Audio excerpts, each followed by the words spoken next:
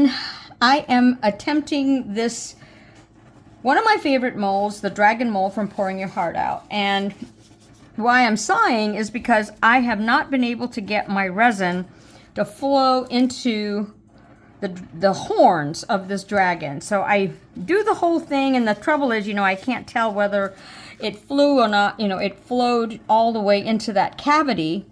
So I do the whole process, and then I don't find out till the end that my horns, are cut off. So kind of maddening, and it's me. I'm obviously doing something wrong. So I have an idea of what I want to try this time. And if not, I'm just going to have to go to resin dragon mold resin class.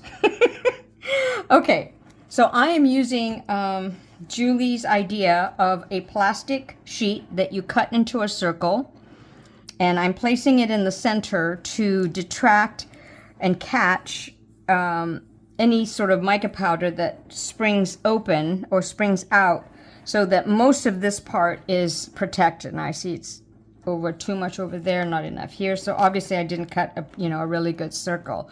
So I'll do my best and sort of position it. So then I'm going to put you on a time lapse while I use either my eyeshadow applicator or my micro brush applicator in dusting the Let's Resin Silver mica powder. Okie doke.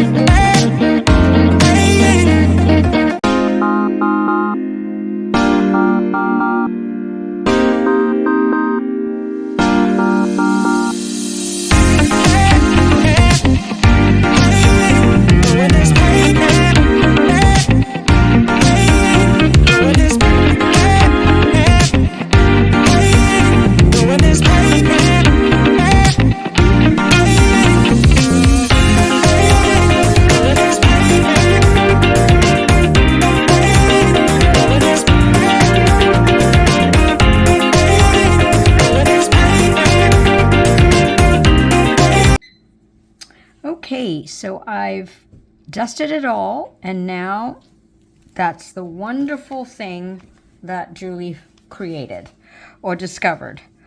So easy. Now I am just going to do the edges here because my plastic was not, a nice circle that matched this. So I'm just going to clean it up, but I wanted to show you how well that works as far as any residue from the mica powder. So the next thing I'm going to do is mix up some resin, and oh, I see I need to kind of dust over here a little bit better. So let me continue doing that. I missed some scales here, so I'll put my plastic sheet back on. Do that, and then I'll take a photo of what I'm going to do is just pour a very thin layer of thin resin into here, and I'm going to tilt this a little bit so that it makes the resin flow in there. And I'll just take a photo of what that looks like, okay? And then I will see you for the next step. Okay, on to the next step. I have mixed up 120 grams of craft resin. I am going to pour it into my layer and hope that those horns got some resin. Okay, so I'm going to set aside first 20 grams, 12 grams for my piping. And I did let it sit to 35 this time. I'm trying to get brave here on letting it warm up a little bit longer. Okay, so that's, well, it ended up being 13. That's okay. So let me see if I have enough room. Actually, I could use this for another project, so I think, oh, no, not that one. Oh, what am I doing? Let me go back to 12, because I know I don't need 13, because I want to use the leftover of this for another project that I was working on that needs a top coat. So, yep, 12. Okay, there's 12 grams in here. Alrighty. I am using Castincraft, and I'm going to add a little bit of sparkle white powder from Laura's Art Corner. So let me just torch this a little bit. One day when I can afford it, I'm going to buy a vacuum chamber. So, okay. I'm going to use black cherry in the center. And I know this particular alcohol ink spurts. So I'm going to be really careful and aim it right in the center. Oh, see what I mean? It's just so naughty. Okay, just, did I say the color? Light currant. Hopefully that's what I said. Okay, so that looks good. Now in my 12 grams of craft resin, I'm going to put 1 drop plus a little bit more. Just that much more. Oh, I meant to use my stick for my white. So I'll be really careful here of how much I put in. I'm going to use this great little spoon that I got from Hobby Lobby. So that much, let's see. Just a little bit more because I want a little sparkle. See all, oh, this mica powder is just incredible how it goes everywhere. Okay, I'm going to stir up. See if I can get this little black dot out. Oops, come on.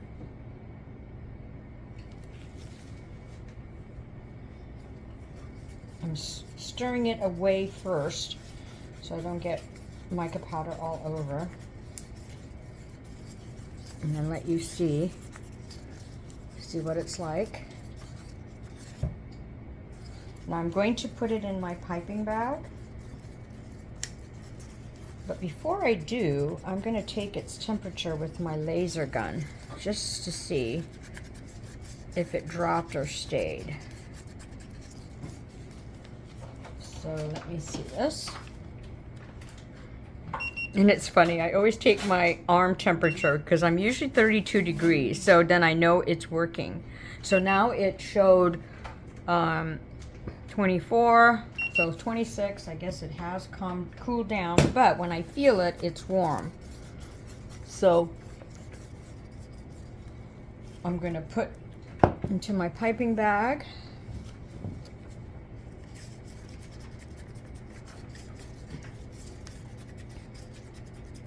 I'm just stirring it up more just to make sure that mica powder gets stirred in. And what I've started doing is pinching the opening of my cup so that it goes in one flow into the piping bag and not to the sides of the piping bag.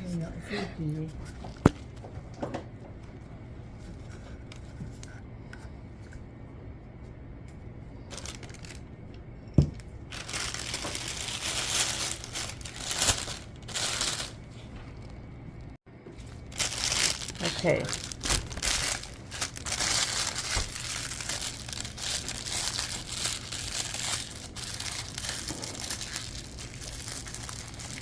All right, getting my piping bag ready. I think 12 grams is enough. And then I'm going to snip it at the edge here.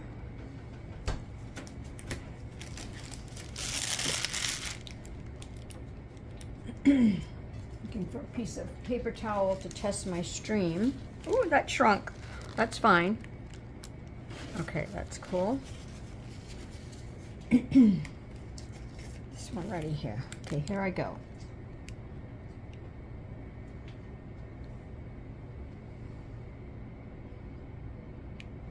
Now before I can't finish, I'm not able to see this, I'm going to draw that in, because I think what caused this before was a little blobbies in the center. So I'm doing that right now. And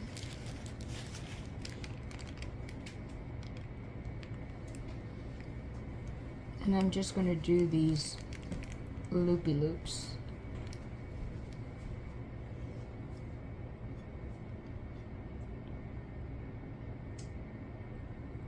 And hopefully I can do a nice shape. Sorry, it's probably hard to see the white, but I'm going to do these as I go along so that I minimize the amount of blobbiness I get from this shape.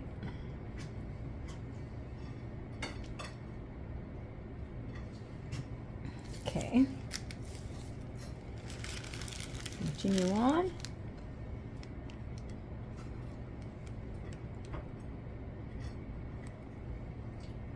Oops, that kind of went flat instead of a curve. Now I notice that my stream is rather narrow for me, so hopefully it does still bloom.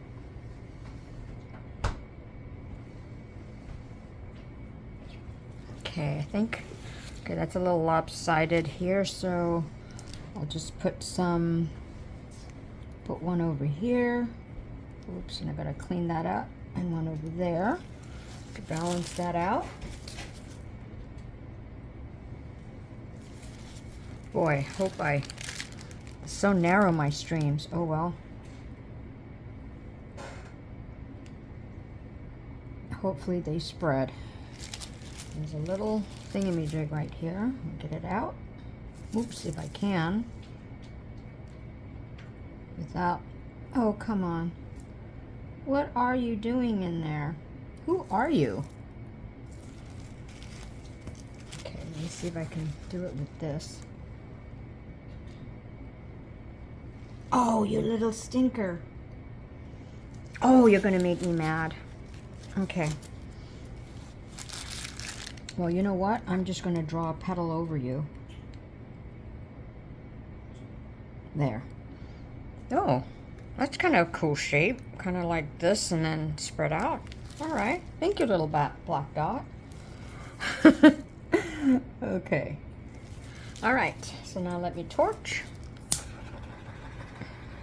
And pray that I get a nice bloom. Plus, my horns worked out.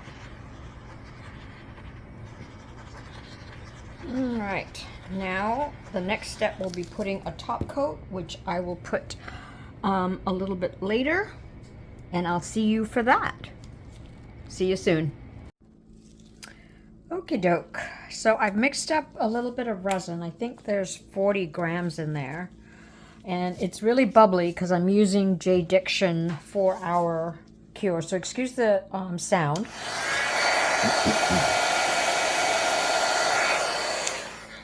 So it's really bubbly. Can't tell about my bloom. I think it's okay. So I want to use red, and I'm going to try Etterart for a change because I've been using my red drops. Oops, I got to shake it up. I think that's going to be the red that I want. Let me shake up my bottle.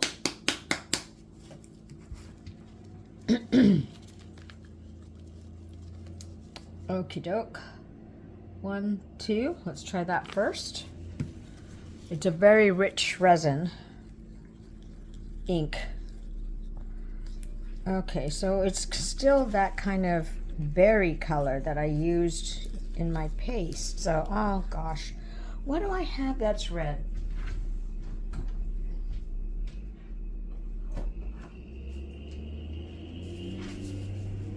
Duh, I did have a red. Oh my God, what a nut. So I don't know. Let's see what happens. This is the red I wanted. So I knew it. I thought it had a red. Okay, so that's getting better.